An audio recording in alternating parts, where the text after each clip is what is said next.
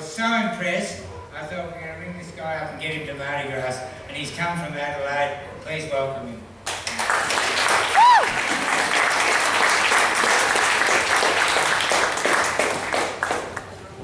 How's everyone doing? Good. Good sleep in the rain? Happy to wake up to the birds and the sun?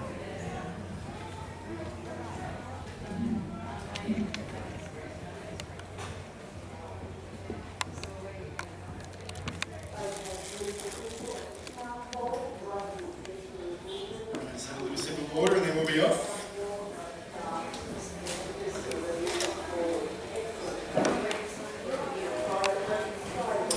Okay. My name is Damon. I'm 37 years old and my childhood was a typical Generation X upbringing. With a father in the military, I had a disciplined beginning at home and at school and joined the Royal Australian Navy at the age of 17, a teenager, as an intelligence analyst.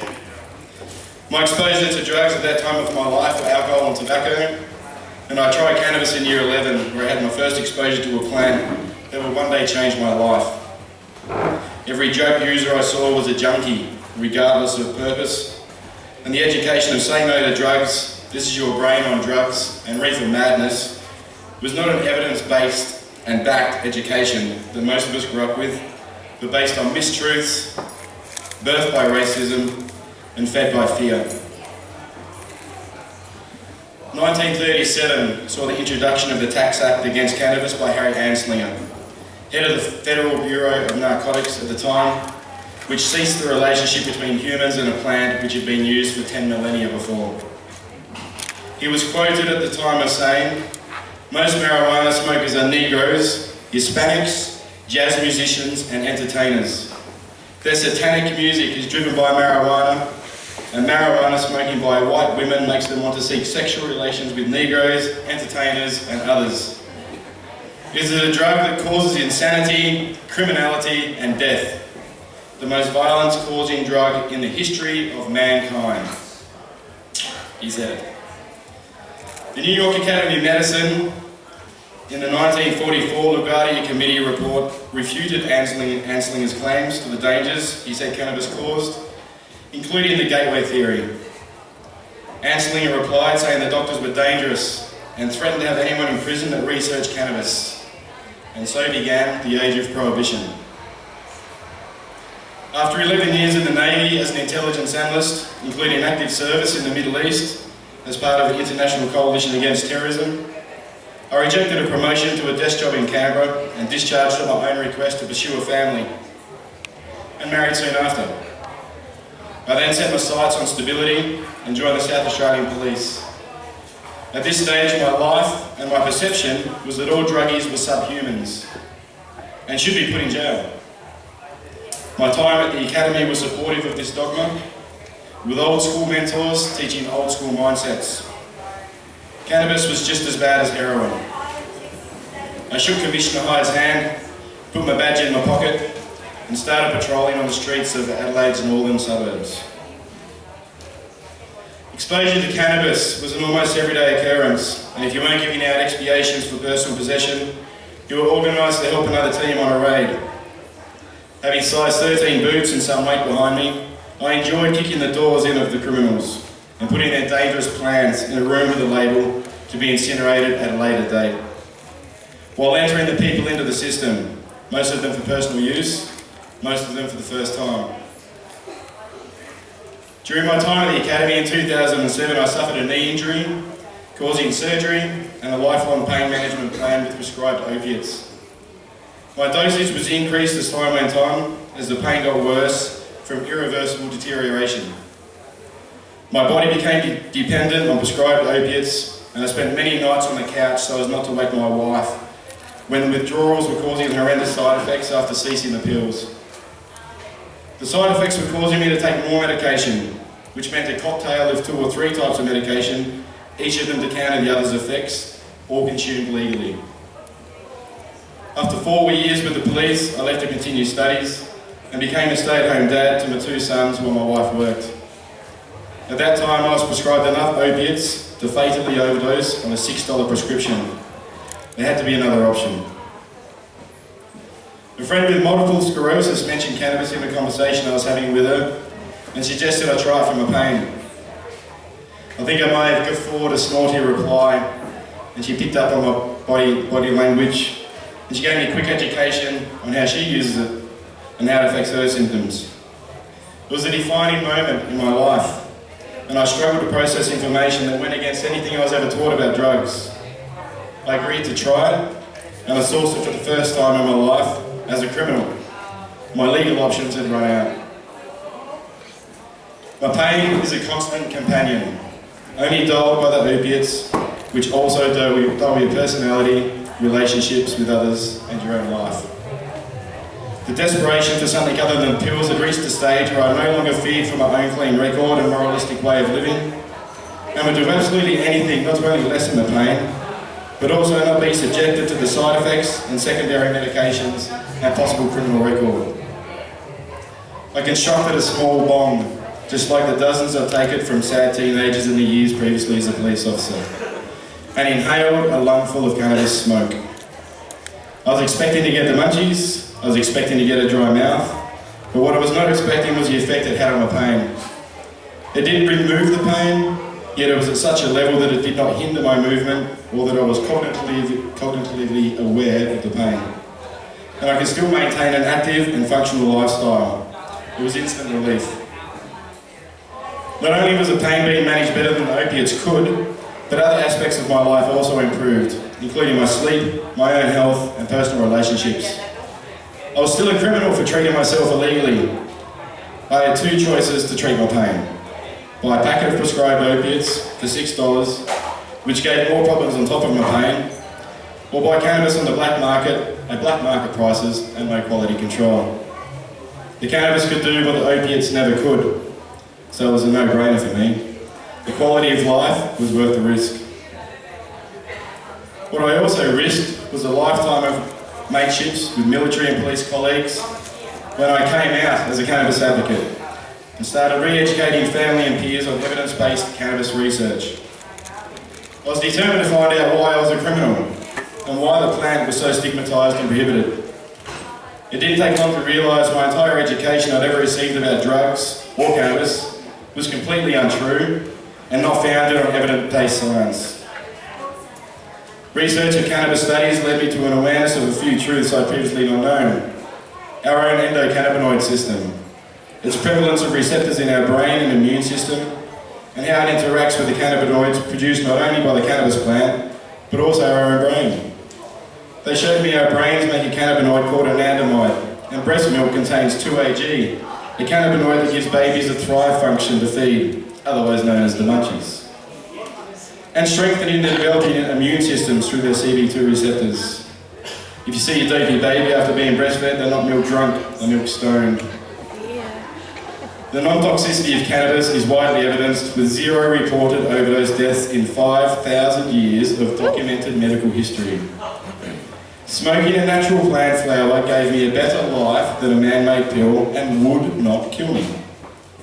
The gateway drug myth was refuted by the Lugard Committee in '44, and schizophrenia theory was disproved by a Harvard study in 2013, with genetic predisposition for mental illness being a cause for mental illness, not cannabis. I started researching with different types and strains of cannabis, trying to find the best for treating my pain. Of the two main cannabinoids found in cannabis, THC and CBD, I found that THC was required along with CBD to give the best relief. I did not experience any negative side effects with cannabis that would require secondary medications, and my health is better than it has ever been. I'm in my second year of university, on the way to becoming a middle school science teacher, and have been the academic student representative in both years. I'm also the chair for my local kindergarten governing council, and until I publicly announced my cannabis use on national television last year, whilst as a panellist for an SBS Insight special on cannabis, I was also employed at a primary school OSH as a caregiver before being sacked, after advice from the Department of Education and Child Development to protect the reputation of the school community. It was a great school, and my heart broke not being able to see the kids I'd built relationships with, and because I was judged for using an illegal drug in my own private life, instead of taking debilitating but legal prescribed painkillers. I knew my public advocacy for cannabis legalisation would be a bumpy road, but I never expected that. I was discriminated against for something I did in my own time behind closed doors. How this will affect further employment is unknown, and in 2 years when I'm handing my teaching degree, I'm not sure I'll even be able to get a job. The education of cannabis is multifaceted and needs to be taught from politicians to school kids, and all information must be challenged for its source and credibility. Cannabis use has not damaged my potential career, the broken laws against it have. Since starting my cannabis journey, I've broadened my search for peer-reviewed studies with evidence-based science, funded by groups with no vested interests. There are hundreds of patents, such as patent 6630507 from the US Department of Health, stating various claims of medicinal capabilities of cannabis.